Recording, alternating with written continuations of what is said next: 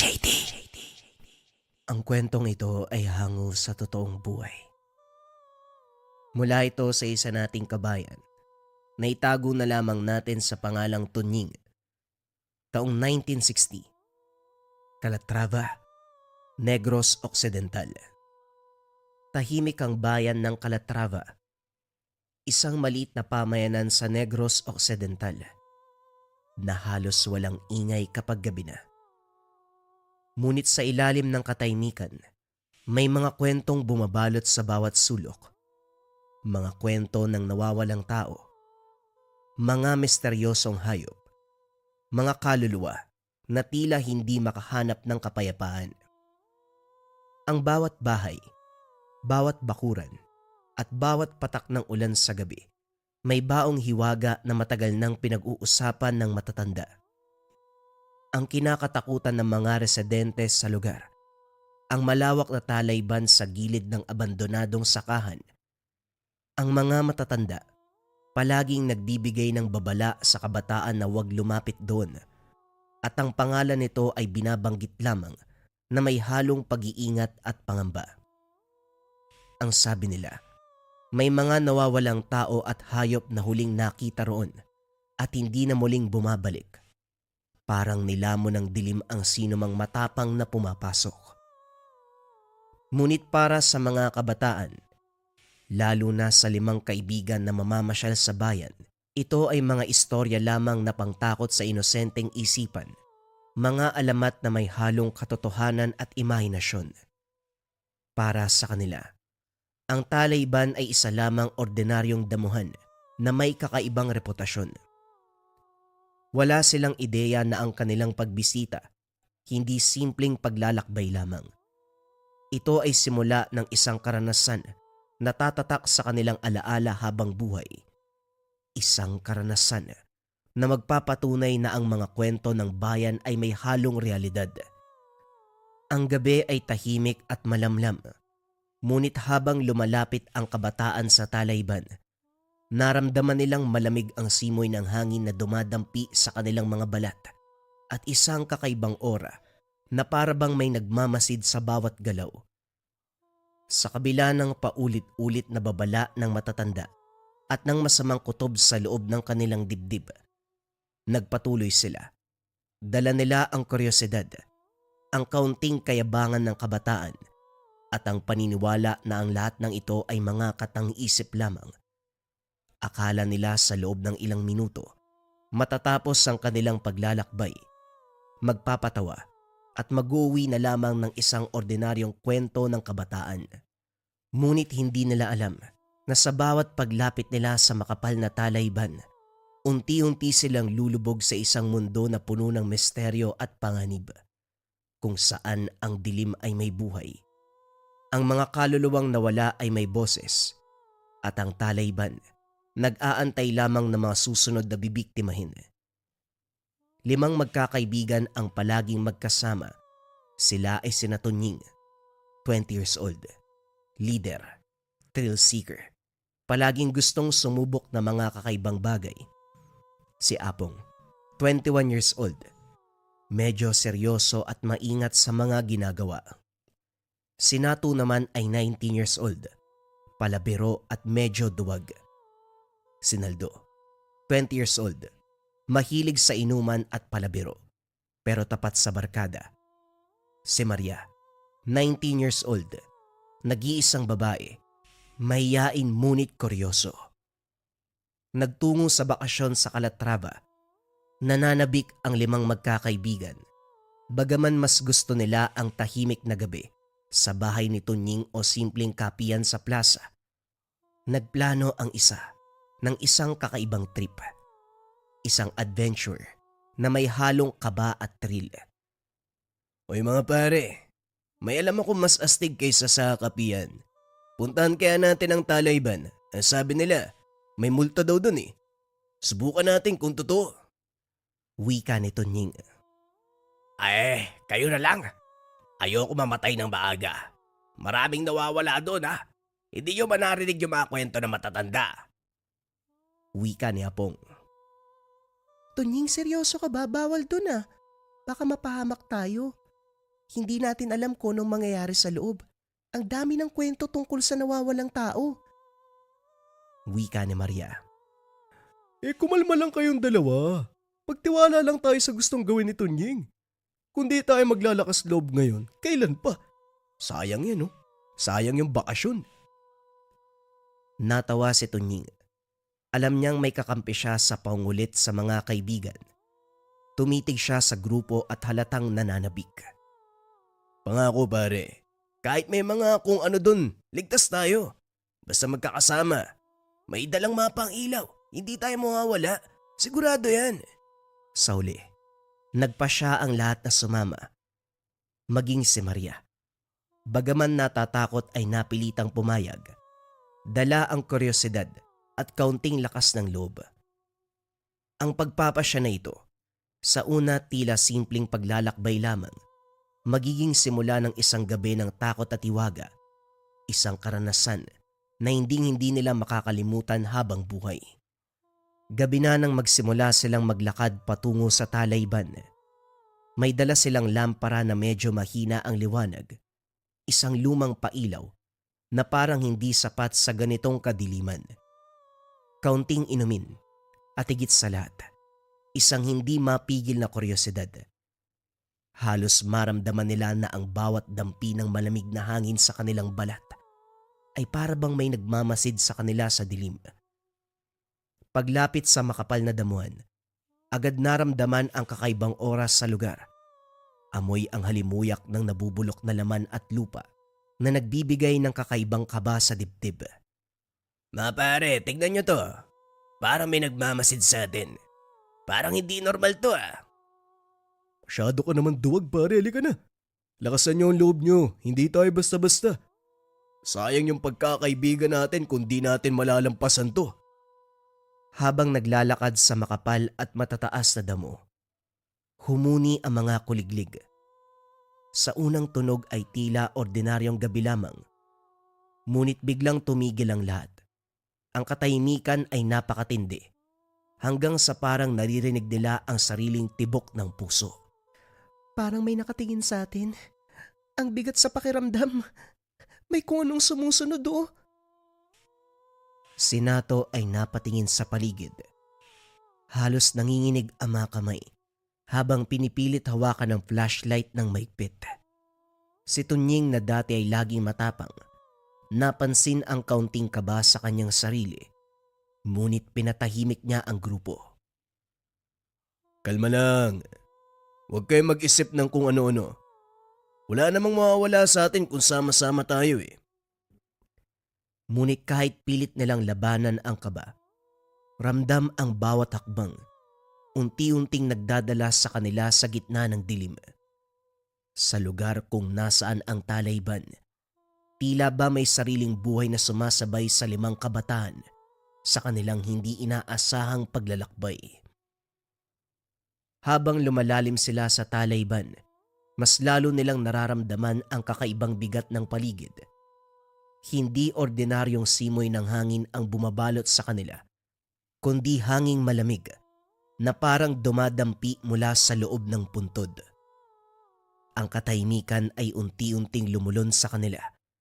Maging ang kuliglig ay parabang natakot na ding mag-ingay.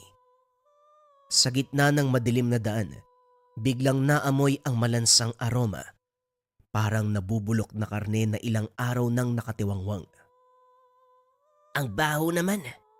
Parang amoy patay ah. Mabilis na tinutok ni Tunying ang pailaw sa damuhan.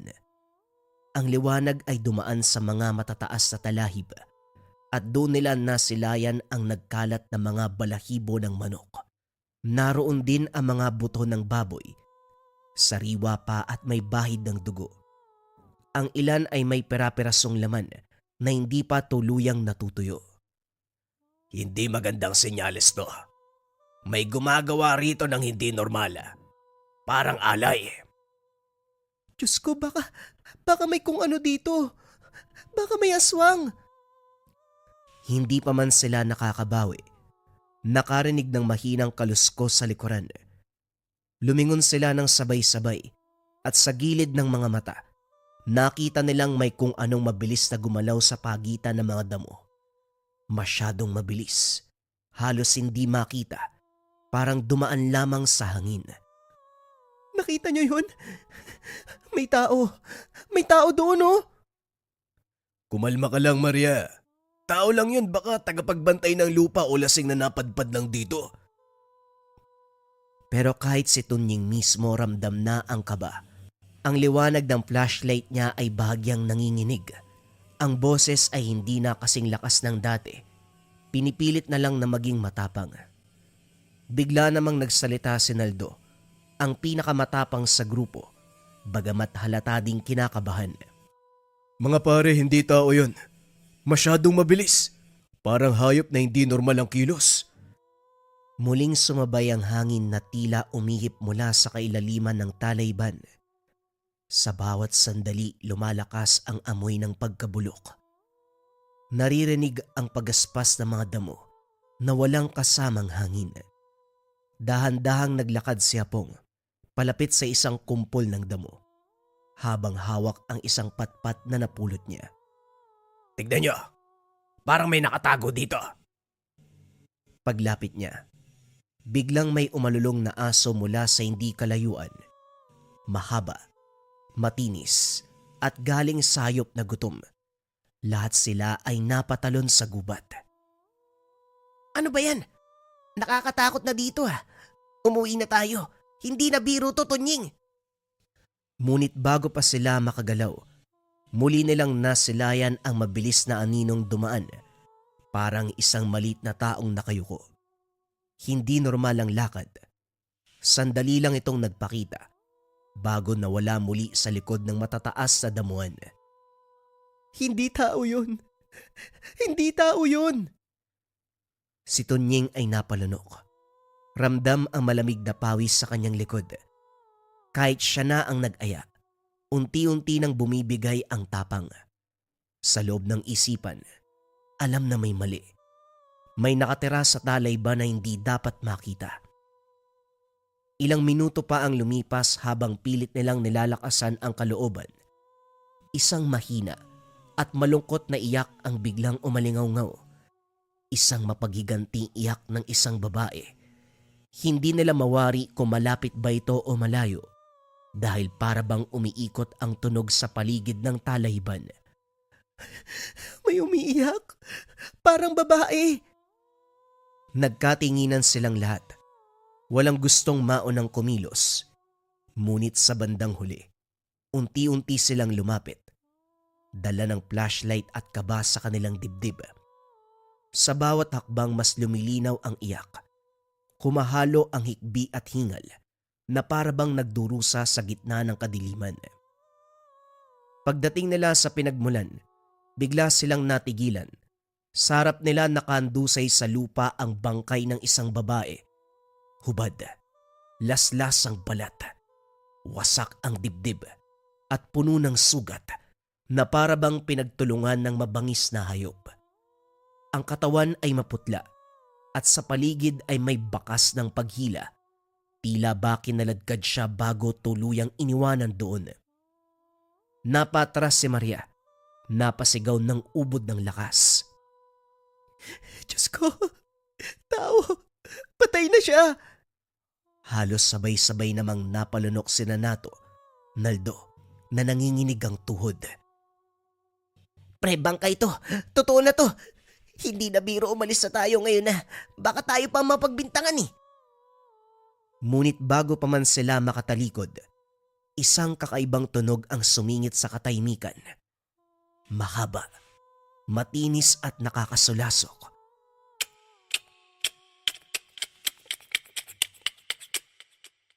Napatakip ng tenga si Apong.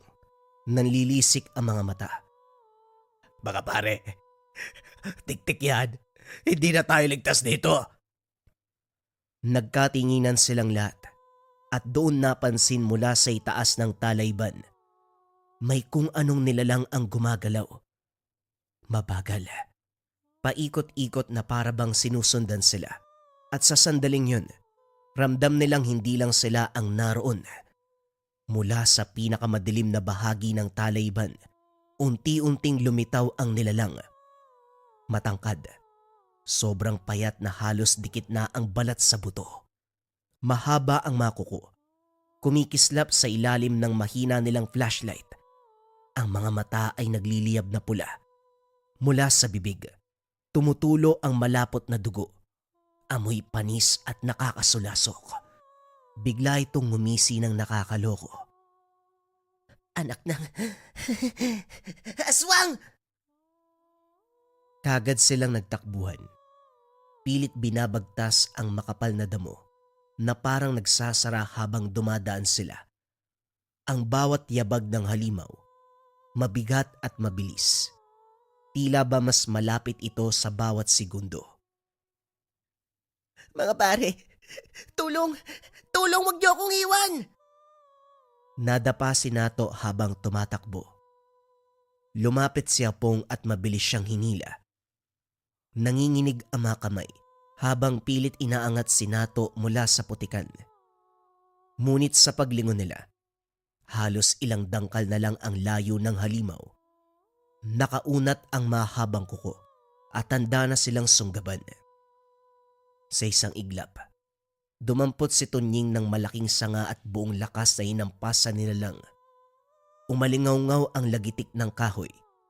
Kasunod nito, ang dagungdong ng hampas sa katawan ng halimaw. Ngunit imbis na matumba, lalo itong ngumisi.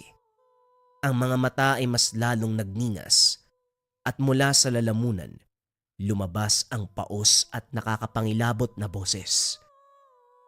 Mga walang muwang, mga walang lakas. Kasabay ng tidig na ito ay parang gumagalaw ang talayban. May buhay ang mga damo. Humahampas sa tumahad lang sa kanila habang tumatakbo. Nagpasya silang kumaripas ng takbo patungo sa kabilang dulo ng talayban.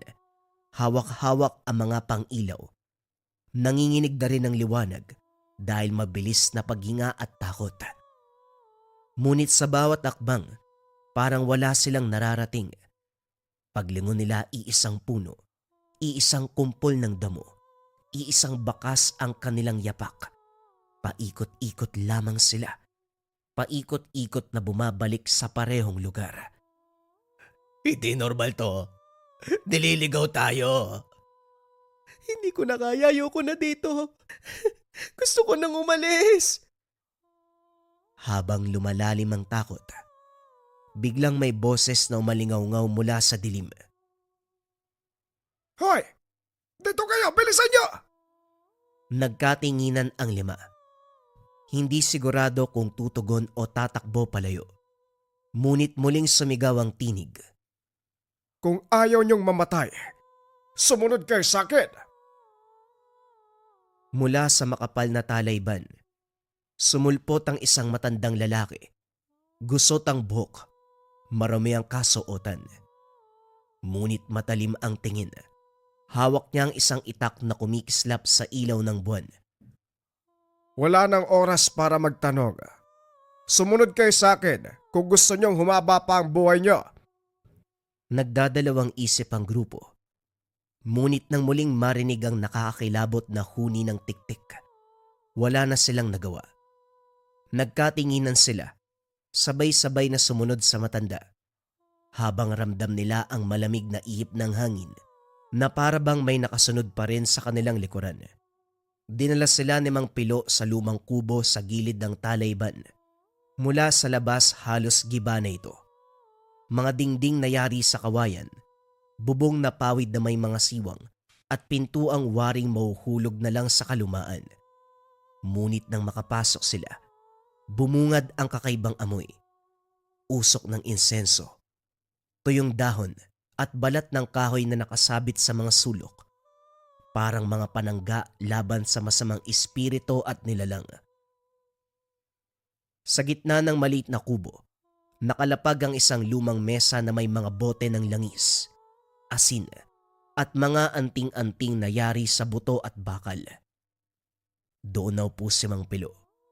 Mabigat ang balikat at pagod ang mga mata. Ngunit matalim ang titig na parabang kayang bumutas ng dibdib. Tay, ano po yun? Ano po yung halimaw na nakita namin? Umupo si Mang Pilo ng mabigat at saka marahang hinaplos ang kanyang balbas. Kita sa kanyang mga mata na matagal niya nang pasan ng lihim na ito at ngayong gabi lamang niya muling haharapin. Mga bata, ang tunay na pangalan ko ay Felipe, pero Pilo ang tawag sa akin dito. Ako ang huling bantay ng baryo. Matagal nang may mga halimaw dito. Mga apo ng mga aswang na naglipa na sa bundok. Kapag nagugutom sila, bumababa sila dito. At ang bangkay na nakita nyo kanina sa Talayban, isa yon sa mga nawawalang taga-baryo. Hindi na bago yon. Ginawa nilang pagkain ng mga tao. Nagkatinginan ang magkakaibigan. Nanginig si Maria. Halos hindi makapagsalita. Ibig sabihin po, hindi lang pala kwento yung mga nangyayari dito. Tumayo si Mang Pilo. Doon nakita ng mga bata ang mahabang peklat na tila bakas ng matinding labanan. Hindi ito basta-basta kwento lamang. Bata pa ako nung una kong makita ang mga nilalang na yon. Kundi dahil sa tapang ng aking ama, wala na ako ngayon dito. Baka namatay na ako. Siya ang unang bantay at nang siya'y pumanaw, akong humalili. Akala ng marami katang-isip lang ang lahat ng ito. Pero ngayong gabi, kayo mismo ang testigo. Napalunok si Naldo. Pilit nagtatapang-tapangan kahit nanginginig ang mga kamay. Tay Pilo, kung ganyan pala kalakas ang mga halimaw, paano tayo lalaban? Hindi nagsalita si Mang Pilo. Tumalikod siya. Dinampot mula sa dingding ang isang lumang itak na halos kumikislap sa ilalim ng ilaw ng gasera. Matagal niya itong hinawakan na para bang binabalikan ang nakaraan bago magsalita. Kung hindi nyo kayang lumaban, mamamatay kayo. Pero kung sasama kayo sa akin, baka may pag-asa pa. Ang tanong, handa ba kayong harapin ang gabing ito? Katahimikan ang bumalot sa lahat, na para bang humaba ang bawat segundo. Ramdam nila ang bigat ng mga salita at lalo nilang nararamdaman ang kilabot ng biglang dumampi sa hangin ang isang tunog. Mahina, pero malinaw.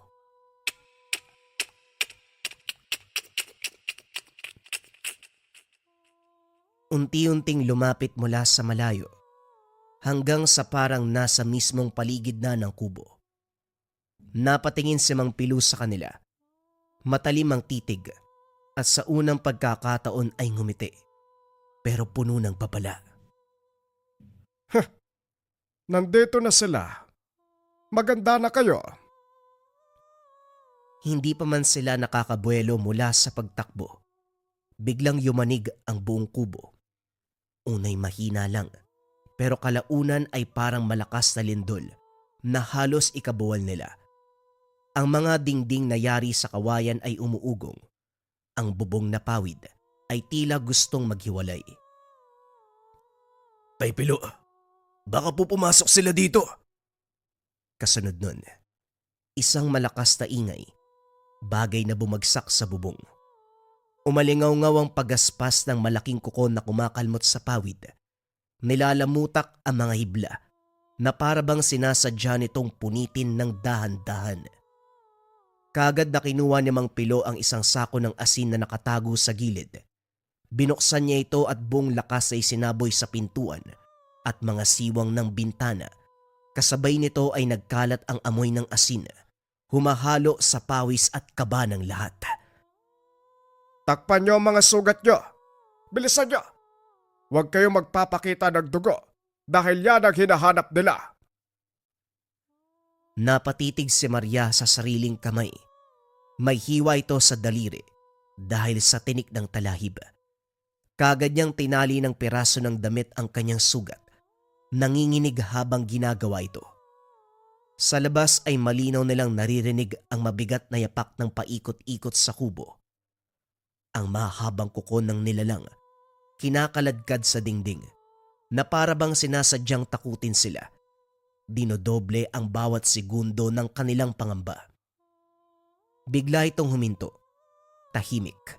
Nakakabinging katahimikan ng bumalot na para bang nawala ito. Wala na yata ah. Isang malakas na hampas ang bumagsak sa bintana. Umuga ang buong kubo. Narinig nila ang tinig ng halimaw. Malalim pero puno ng galit. Hindi kayo ligtas. Lalabas din kayo.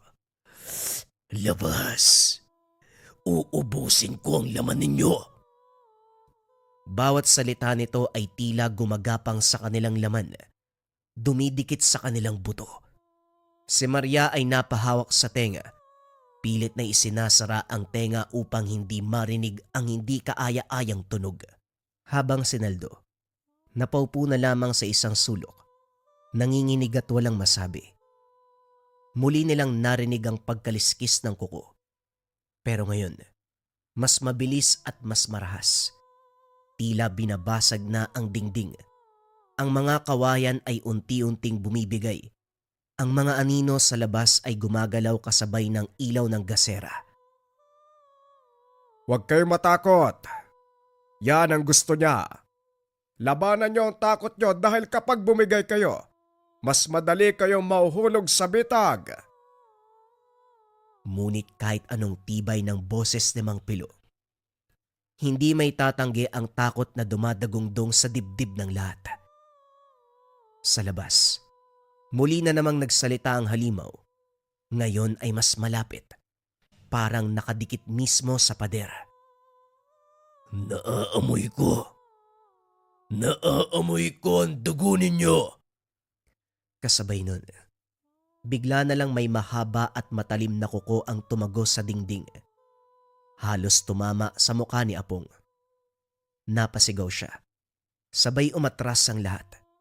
Halos mabuwal sa loob ng maliit na kubo.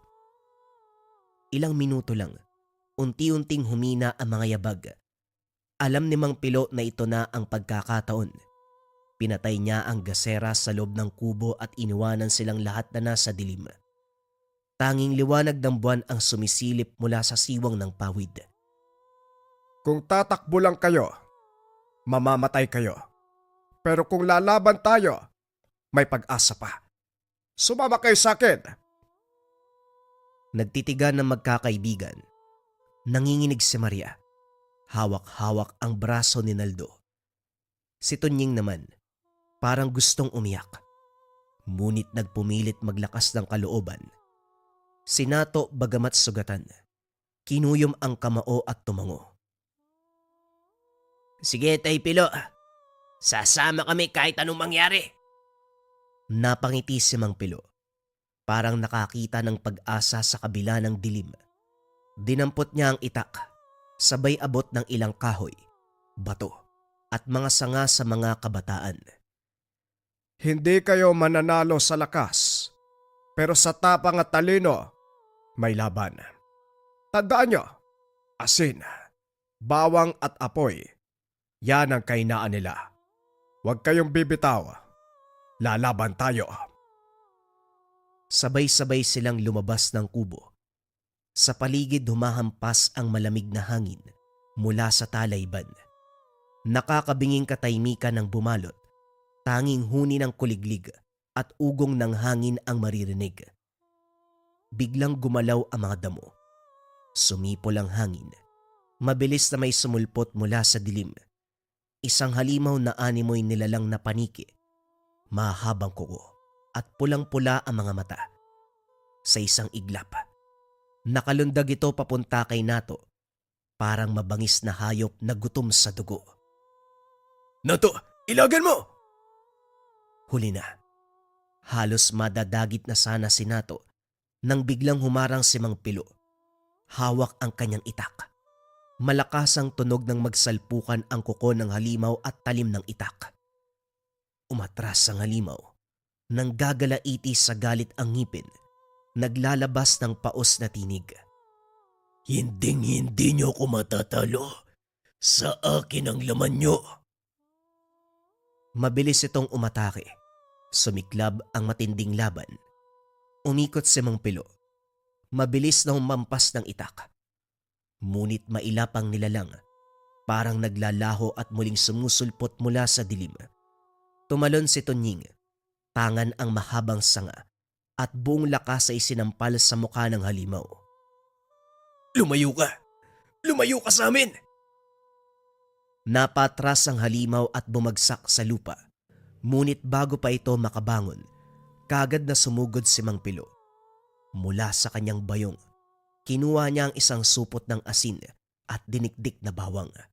Sabay buhos sa katawan ng halimaw. Parang napaso ang balat nito. Umuusok. Kumakawala ang nakakabinging sigaw. Huwag kayong matakot mga bata! Sige na! Sabay-sabay silang kumilos. Si Naldo ay dumampot ng malapad na bato. Ipinukpok ito sa ulo ng halimaw. Si Maria, bagamat nanginginig, hinampas ito ng sanga sa dibdib. Si Tunying naman ay muling isinampal ang kahoy sa hita ng nilalang hanggang sa mawalan ito ng balanse. Habang nakahandusay ang halimaw, isang malakas na hiwa mula sa itak ni Mang Pilo ang bumagsak sa huling sigaw nito. Tumilapo ng dugo, ngunit kagad tinabunan ni Mang Pilo ng asin at abo ang sugat ng halimaw upang hindi na ito makabawi pa. Ang katawan ay nangisay, unti-unting nagbaluktot at tuluyang nagmistulang abo na tinangay ng hangin. Hingal na hingal ang lahat, pawis at luha ang bumalot sa kanilang mga muka. Sa katahimikan ng gabi, maririnig ang bigat ng kanilang paghinga. Tapos na ba? Tapos na ba tayo, Pilo? Humakbang si Mang Pilo palapit sa kanila. Hawak pa rin ang dugo ang itak. Matalim ang titig, pero malamig ang tinig ng magsalita. Isa lang yon. Hindi pa ito tapos.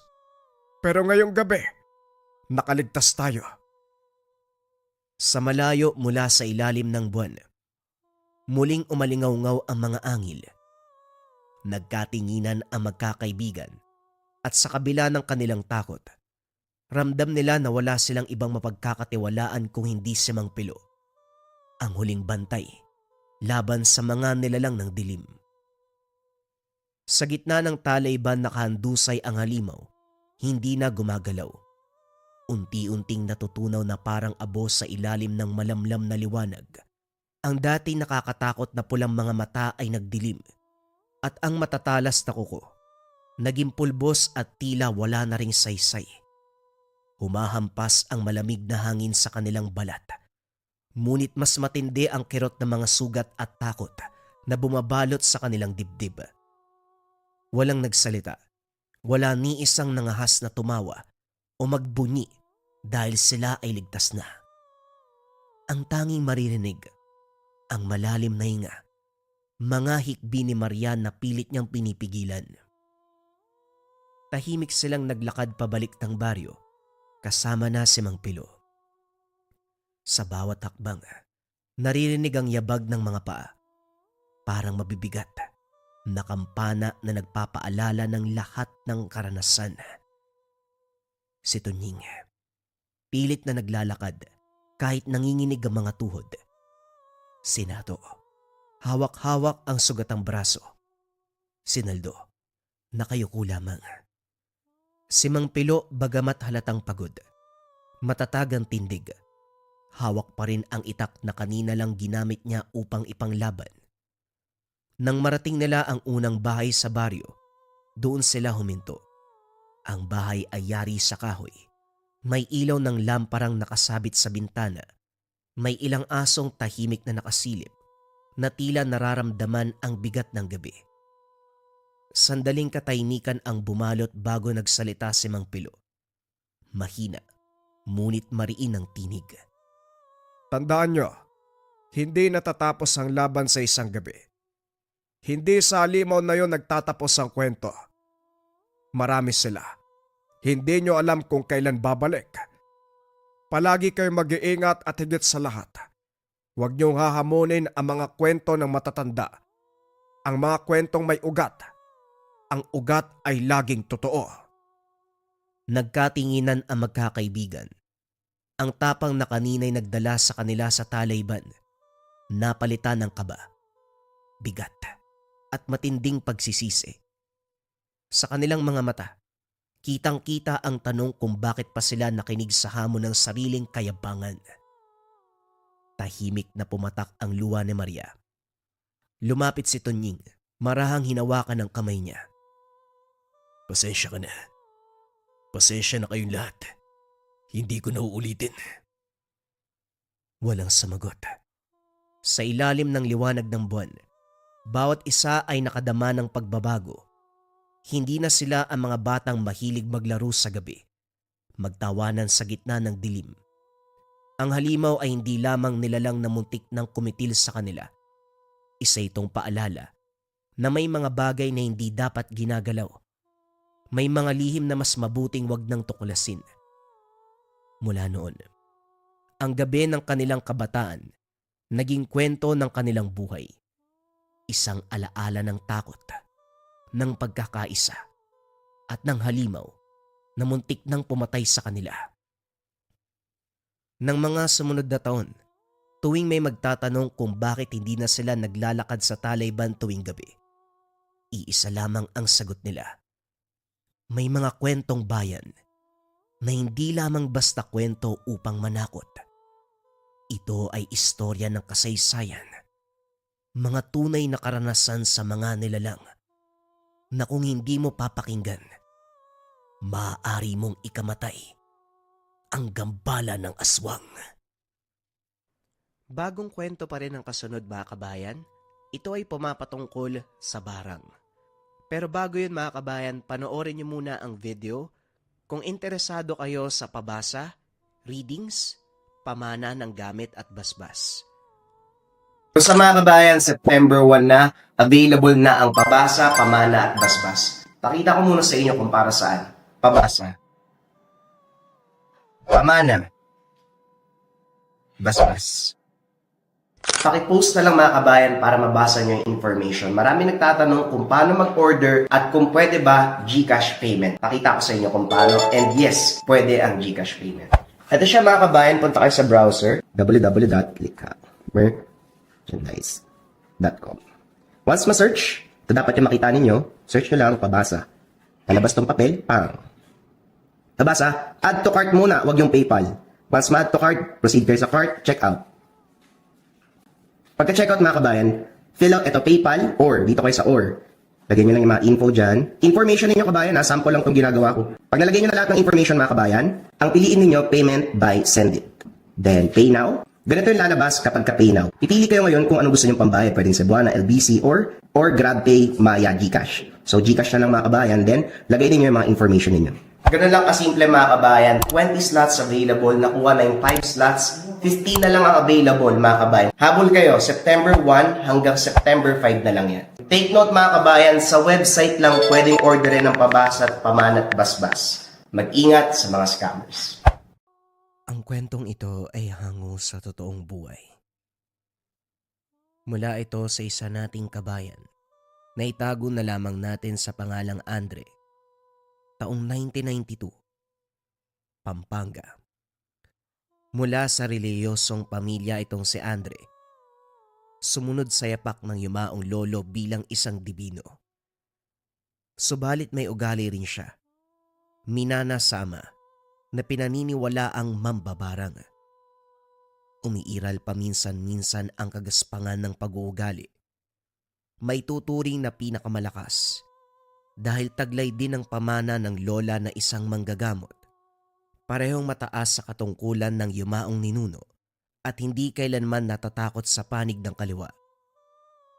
Anumang uri ng kapamakan, nakahandang sungin.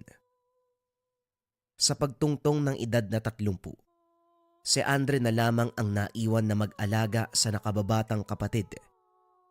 Si Ana 20 taon, si Amber 18 taon.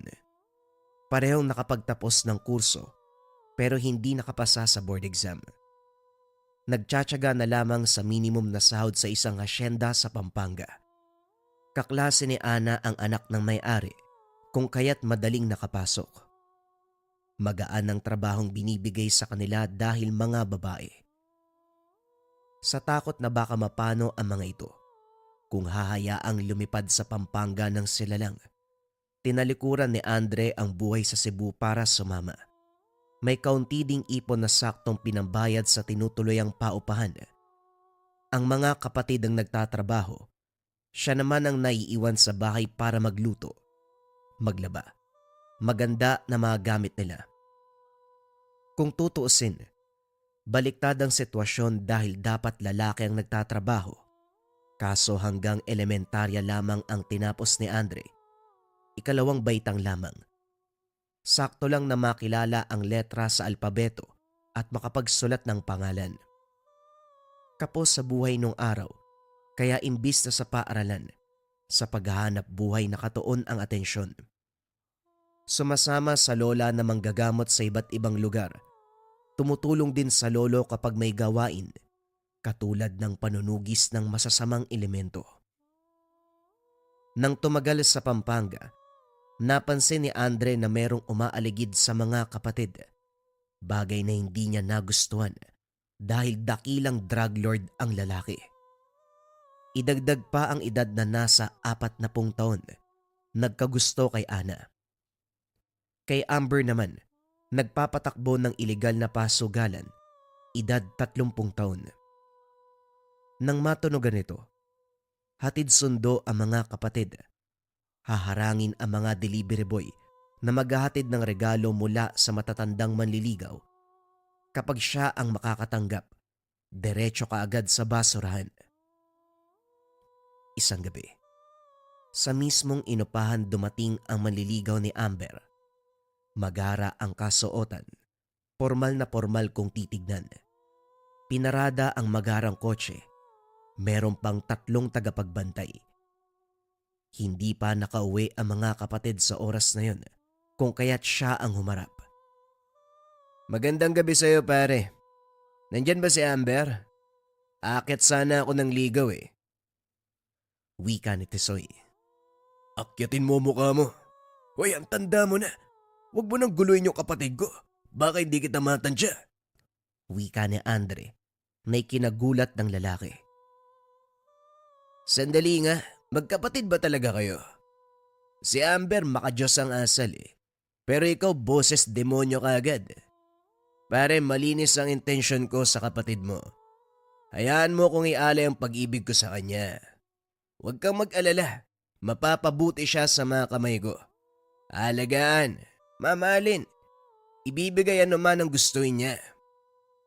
Nagiging masama lang ang ugali ko kapag ganun din ang karap ko. Hoy, kriminal ka. Dahil nagpapatakbo ka ng ilegal na pasugalan. Sakop mo Maynila. Ika nila, madalas ka ring napapaaway. Naglalasing at higit sa lahat, ang dami ng babaeng dumaan sa'yo. Tapos ngayon gusto mong ligawan yung kapatid ko. Eh kung tayo na lang yung magligawan, tignan natin kung sino magtatagal. Binunot ni Andre ang itak para takutin ang mga ito. Kaso bumunot din ng baril ang mga tauhan. Pare naman, masyado naman yatang mainit ang ulo mo. Ikaw tong nagamon, pero sa bunutan pa lang ng armas talo ka na. Anong laban ng itak mo sa bala na mga tauhan ko? Kung ako sa'yo, mabuti pang pumayag ka na lang para maiwasan natin ang mga bagay na, alam mo na. Sa narinig nagpantig ang tenga ni Andre. Kagaya ng sinabi, mag-iiba ang ugali niya kapag tungkol sa kapatid. Masyadong matigas ang mga ito. Nakuha pang pumasok ng tahanan. Ginamit na ng binata ang tinatagong kakayahan. Nag-usal ng buhay na dasal.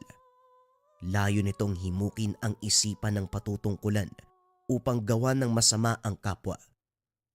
Tumama ito sa isa sa mga tauhan, kagad nagkagulo ng pabigla-biglang sumuntok. Hindi madadaan sa awat dahil sinigurado ng binata na sasagad ang gagawin nito. Matapos maitumba ang kapwa tauhan, Ang amo naman ang binalingan. Kumaripas ng takbo, sumakay ng sasakyan sabay harurot. Kinalas ng binata ang dasal. Nagbalik ulirat ang tauhan na kaagad naguluhan sa naganap. Inutusan nito ni Andre na iuwi ang mga kasama. Tumalima naman dahil sa takot. Sinundan na lamang ito ng tingin. Sakto ding dumating ang mga kapatid. Nagtatanong kung bakit makalat ang paligid. Madali naman siyang nakagawa ng rason. Pero muling nasagad ang galit nang banggitin na nakasalubong ang sasakyan ni Tisoy, ang manliligaw. Kuya, pumunta ba dito si Tisoy? Parang sasakyan niya yung nakasalubong namin eh. May dala ba siyang regalo? Wika ni Amber. Kung iuntog kaya kita. Kapag talaga ganito ang usapan, kumikinang yung mga mata nyo. Dukutin ko yan eh. Nagbibiro lang. At saka, kagustuhan naman ni Tisoy na manligaw ah. Kung may dadalin siya, tatanggapin ko na lang din. Sayang yun ha? Muling wika ni Amber.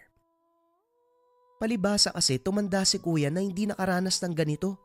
Kaya maliligaw natin ang pinagdidiskitahan. Wika ni Ana. O sige, pagkaisa nyo ako. Kapag naisipan kong umuwi ng Negros, bahala na kayo sa buhay nyo. Nagbibiro lang naman kuya. Ito naman masyadong dinidibdib. Wika ni Amber. Nakikita naman ni Andre na hindi sineseryoso ng mga ito ang manliligaw. Ang sa kanya lang, natatakot na baka bumigay, mapa sa kamay ng lalaking hindi kayang protektahan ang mga kapatid niya. Lumaki sila sa poder ng lolo't lola. Nagdusa ang ina nung araw. Uwi lang ito para buntisin ang ina at mawawala ng mahabang panahon. Hindi na rin nila nakita ngayon. Walang ideya kung nasaan. Ganitong tipo ng lalaki ang pinangangambangan niya na mapangasawa ng mga kapatid.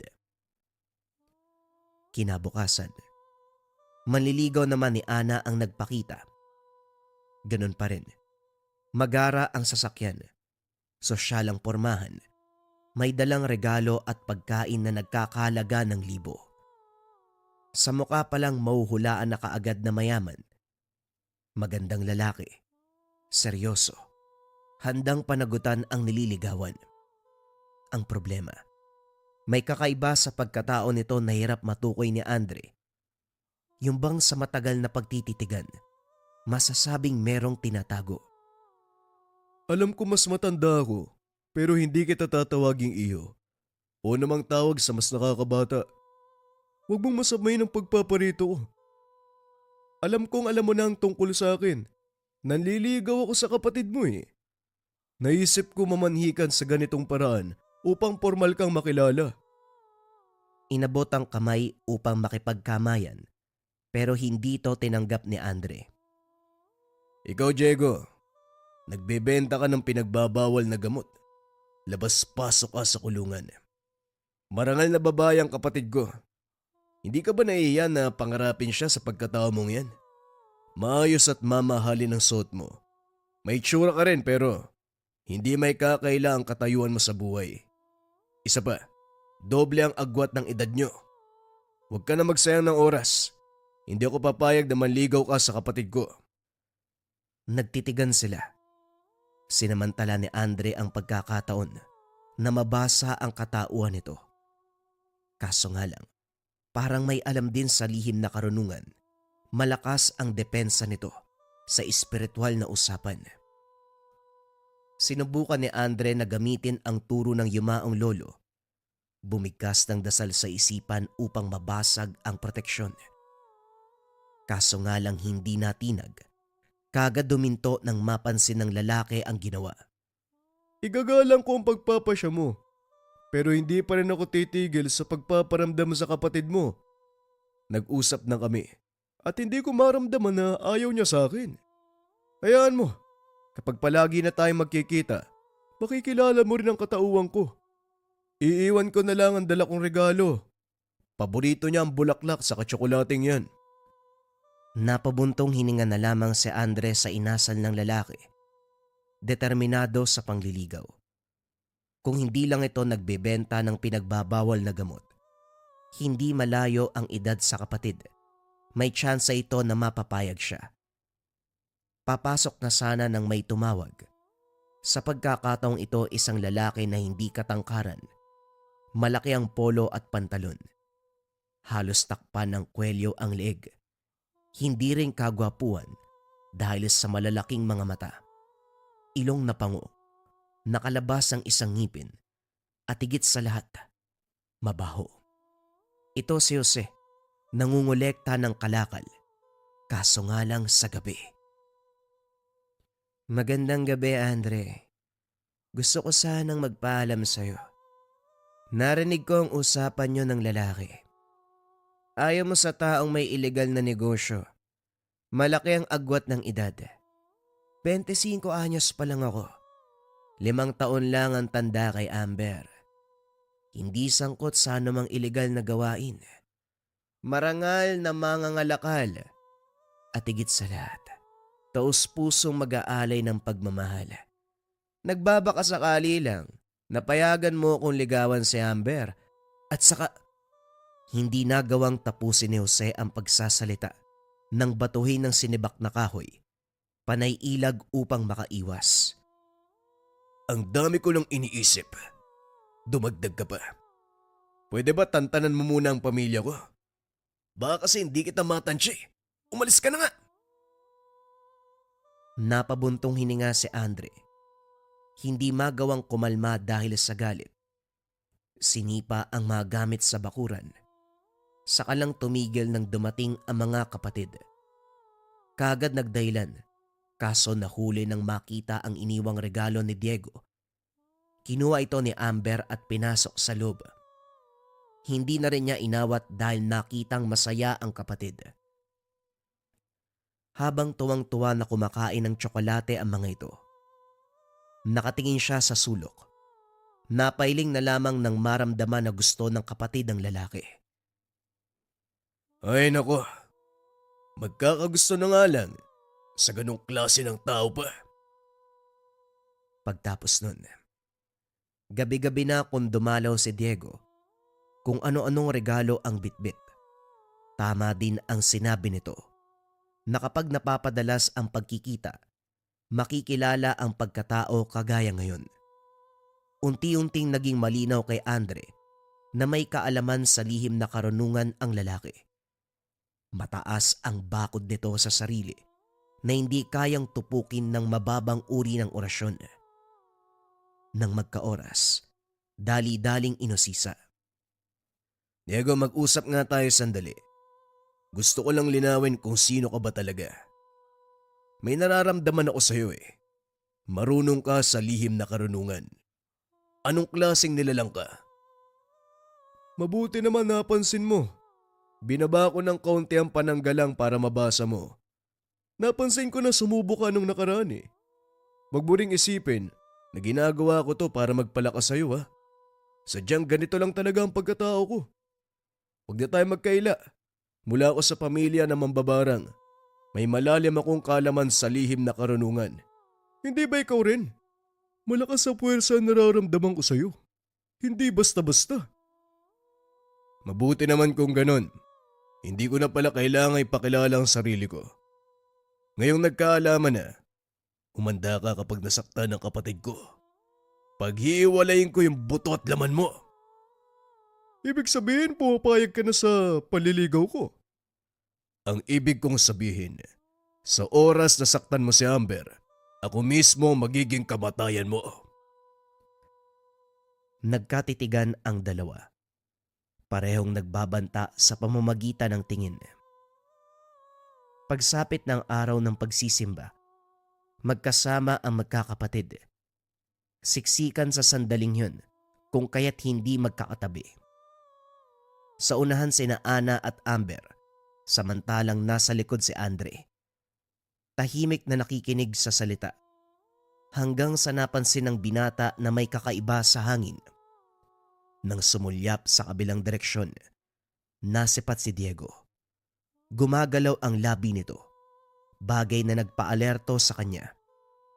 Diretso ang tingin ni Diego sa kanyang kapatid, kaya gano'n na lamang ang pagmamadaling kontrahin. Hanga siya sa bilis nito dahil pagkatapos mapigilan, agarang sumulyap sa kinalalagyan niya. Sinamaan ng tingin pero bumalik sa pag-usal. Humugot ng hininga upang pakalmahin ang sarili. Kahit papano, gusto niyang respetuhin ang simbahan. Pasimple itong nilapitan.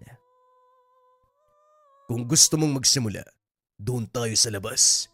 Igalang mo ang presensya ng simbahan. May ginagawa ako. Huwag kang magingay.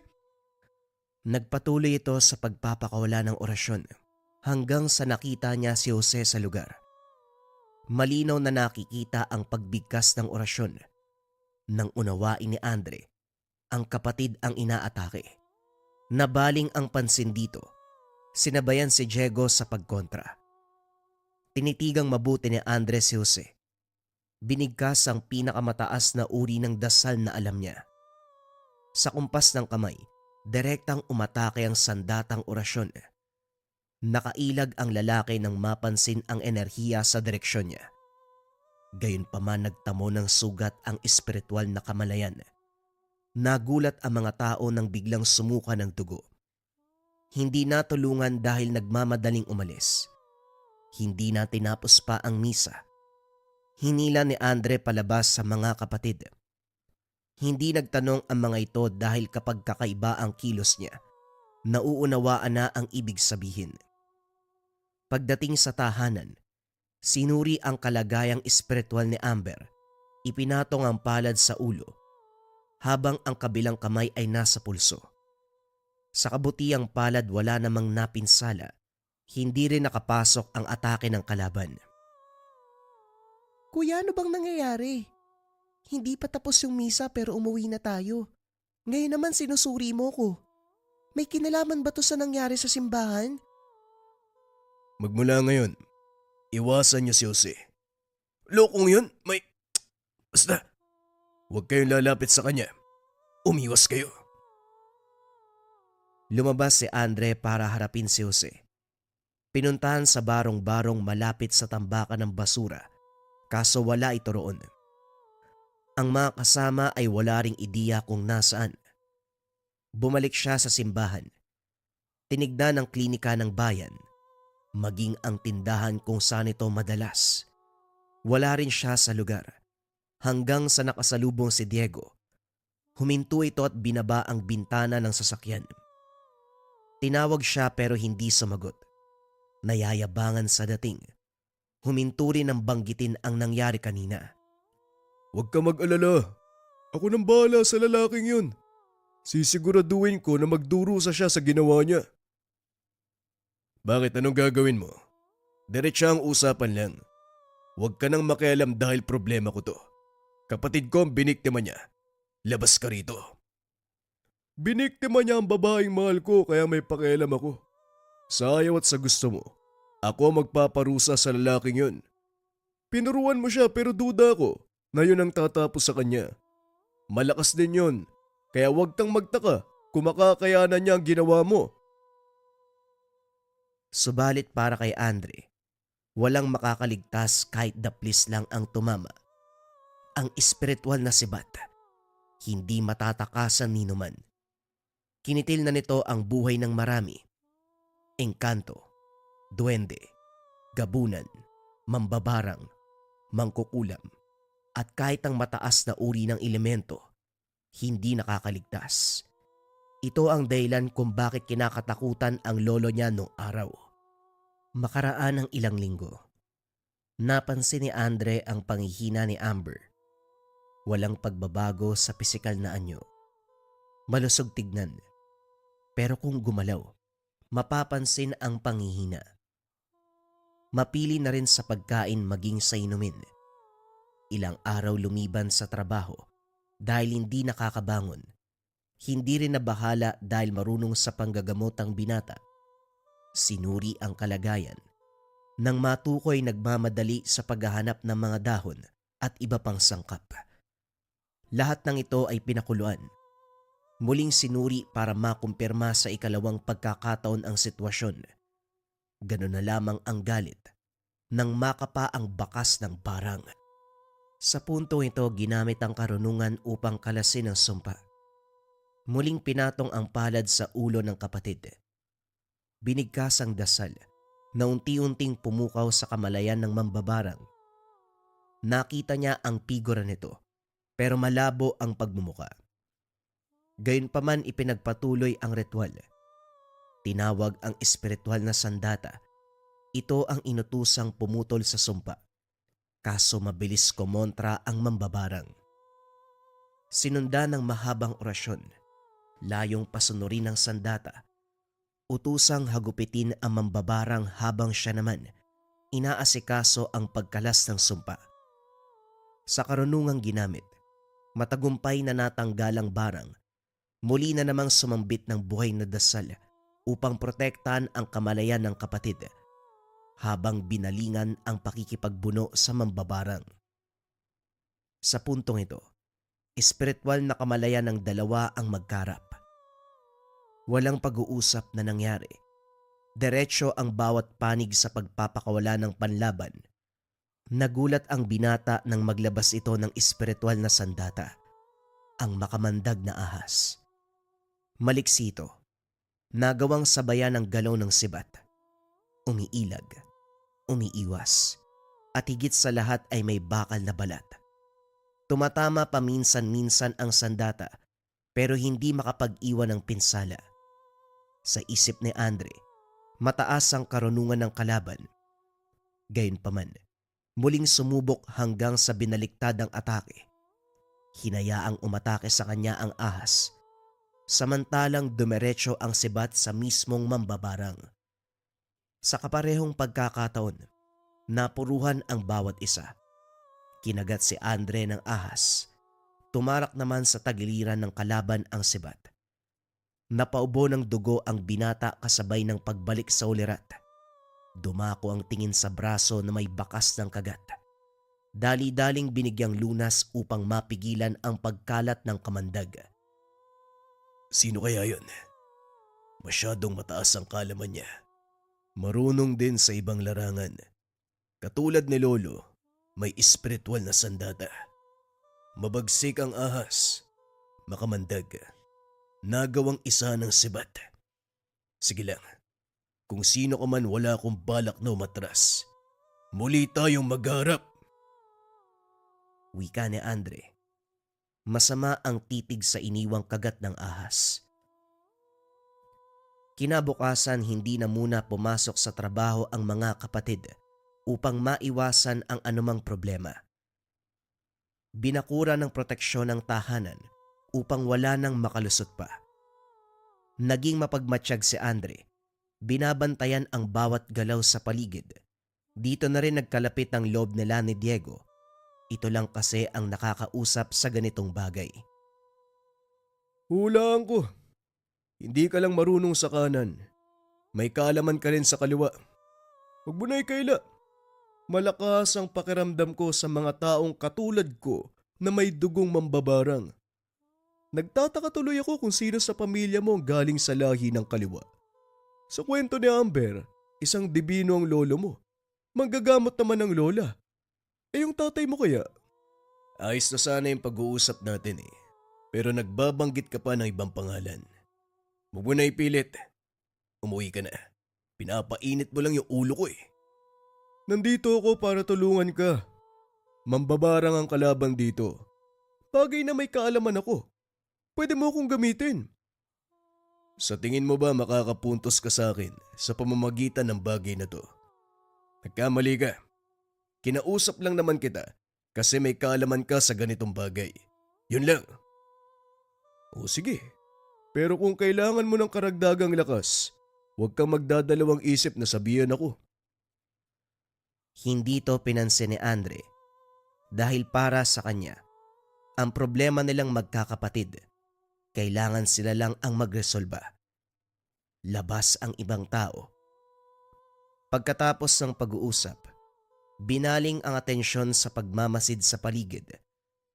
Ilang sandali lang, may orasyon na nagnanais wasakin ang pananggalang. Nang suriin, samot-saring tigal po ang nakaabang sa hangin. Sinimulang usarin ni Andre ang mataas na uri ng dasal. Sinabayan pa ito ng pagtawag ng espiritual na sandata. Hindi naglaon lahat ng sumpa sa hangin ay naglaho na parang bula. Subalit hindi doon nagtatapos. Bumigkas ng orasyon na layong sundin ang lakas ng pinanggalingan ng Tigalpo. Direktang bumaon ang sibat sa taong nasa likod nito. Sa pagsambit ng panapos, natapos din ang buhay. Dahil dito hindi mapalagay si Andre, walang tulog umaga't araw. Matyagang binantayan ng paligid. Hindi naglaon sunod-sunod ang pag-atake ng Tigalpo. Sa kabutiang palad hindi nakapasok dahil sa pinagtibay na pananggalang. Kaso naisip ng binata na mas mabuting umalis na sa lugar bago pa may mangyaring mas malala. Sakto lang na nakapag-impake. Malakas na orasyon ang sumira sa bakod. Gulat na napalingon si Andre nang maramdaman ang enerhiya. Walang pinagkaiba sa taglay ng yumaong ninuno. Dali-daling lumabas, nasipat sa madilim na bahagi si Jose. Kumaway pa bago umalis. Sinundan kaso hindi na naabutan. Ngayon malinaw kay Andre kung sino ang kalaban. Binago ang plano. Hindi umalis sa lugar sa balak na harapin si Jose. Nagtatago ka lang pala sa katauhan bilang mangangalakal. Ang totoo, mataas ang alam mo sa karunungan. Kung alam ko lang na ganyan ka kadelikado, sana pala umiwas na kami. Nakipagkaibigan ka pa. Hayop ka! O ano, hindi mo na ba kaya? Hayaan mo na kasi akong tumulong. Ito, gamitin mo. Pagsabayin ng dibinong lakas at dugo ng mambabarang. Siguradong walang kawala ang kalaban mo sa ganyang pamamaraan. Napalingon si Andre nang magsalita si Diego. Nag-abot ito ng bayong na naglalaman ng isang uri ng tangkay. Merong orasyon na nakasulat. Kilala niya ang simbolo dahil may nakalaban ang yumaong ninuno nung araw. Alam niya ang taglay nitong lakas kung kaya't napangiti. Kaso nga lang, kinakailangan mag-intay ng tamang araw at oras upang gumana ng maayos ang ritual. Lumipas muna ang ilang araw bago ito nagawa. Sa pagsapit ng takip silim, sinimula ng ritual. Si Diego ang gumamit ng pambabarang. Hinanda ang lahat ng kakailanganin. Si Andre sa kabilang banda, nakahanda na rin sa pagsugod. Ang binata ang nakatalaga sa pagbukas ng portal patungo sa espiritual na kamalayan. Mabilis na tunto ng kinalalagyan ni Jose na kasalukuyang nagkakarga ng orasyon. Akma na sana itong magpapakawala ng sumpa. Subalit naudlot ng mabaling ang atensyon, kagad siyang dumepensa. Sa udyat ni Andre, sinimulan ni Diego ang ritual ng barang. Aatake ito sa katawan ni Jose. Sinabayan naman ng atake ng binata na layong sumugod sa espiritual na kamalayan. Sa puntong ito, aktwal na nagsimula ang laban. Sinigurado ni Andre na hindi makakalabas sa espiritual na dimensyon ang pinakawalang orasyon ng kalaban para walang mapinsalang inosente. Sinundan ito ng pagtawag ng espiritual na sandata na kaagarang umatake. Kaso muli na namang humarang ang makamandag na ahas. Tinamaan ito at napuruhan. Muling umusal ng dasal at ang sandatay sumugod kay Jose. Nagawa nitong makailag ng ilang ulit pero sa huli ay wala ring kawala. Bumulwak ang dugo. Kasabay ng pag-inda ng insektong ibinaon ni Diego sa katawan nito sa pamamagitan ng barang. Hindi na ito nakapalag. Hindi na nakagalaw. Sandali lang naman. Masyado kayong nagmamadali. Hindi ba pwedeng maglaro muna tayo bago ang patayan? Palibasa kapag mga bata, patayan agad ang iniisip. Nagsanib puwersa pa talaga kayo. Barang at dibino. Sumuko ka na lang kung ayaw mong mamatay. Ano nga bang dahilan mo para paulit-ulit daw matake sa pamilya ko? Nako naman, Akala ko matalino ka. Hindi pala. Ako na mismo magsasabi para maging malinaw sa'yo. Gusto ko ang kapatid mo. Yun lang naman ang nais ko eh. Wala akong pakialam kung ano ang gusto mo. Hindi matino ang utak mo. Baliw ka. Nagpakawala muli ng usal si Andre. Muling ginamit ang espiritual na sandata. Ilang ulit tumagos ang sibat. Mula sa katawan hanggang sa espiritual na kamalayan. Hindi nakapalag dahil pinagtibay ng binata ang lakas ng sandata. Isa pa, wala ring magagawa sa kadailanang hawak ni Diego ang pisikal na katawan. Unti-unting winasak ng insekto ang kaloob-looban. Butas-butas ang balat sa paglabas-masok ng mga insekto. Hindi naglaon. Tinapos ng binata ang laban sa pamamagitan ng muling pagtagos ng sibat sa puso. Bumulagta si Jose sa sariling tugo.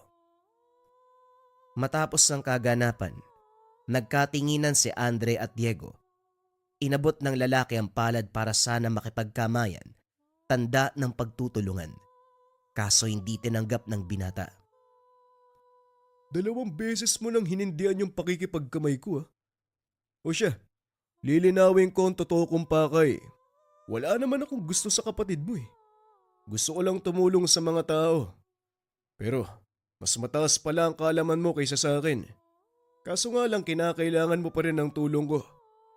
O dahil tapos na ang mission ko, alis na ako. Ulitin ko. Wala akong gusto sa kapatid mo. Gusto ko lang tumulong. Nagulat si Andre nang marinig ito. Ang buong akala niya, lahat ng lumalapit sa kanya, gusto lamang makuha ang mga kapatid. Matapos ang kaganapan, formal na nagpaalam si Diego, hindi na kailan pa nang himasok. Nakahinga si Andre, nalusutan ang lahat ng problema. Una, nagapi ang mambabarang. Pangalawa, wala nang manliligaw ang mga kapatid na nasa alanganing estado ang buhay. Nang makapagpasya ang mga kapatid, sila na mismo ang nagmungkahi na lisanin ang lugar upang hindi na maulit ang ganong pangyayari. Sumang-ayon naman si Andre. Bumiyahe sila pabalik sa probinsyang kinalakihan. Gayunpaman kahit malayo sa lugar kung saan nakaranas ng matinding sakuna, hindi pa rin makakalimutan ng binata ang itsura ni Jose. Bukod kasi sa hindi niya inasahan ang tinatago nitong katauhan, hanggang sa ngayon, sa tuwing naaalala ay kumukulo pa rin ang dugo niya nang minsan siyang maisahan ng isang mangangalakal na mambabarang.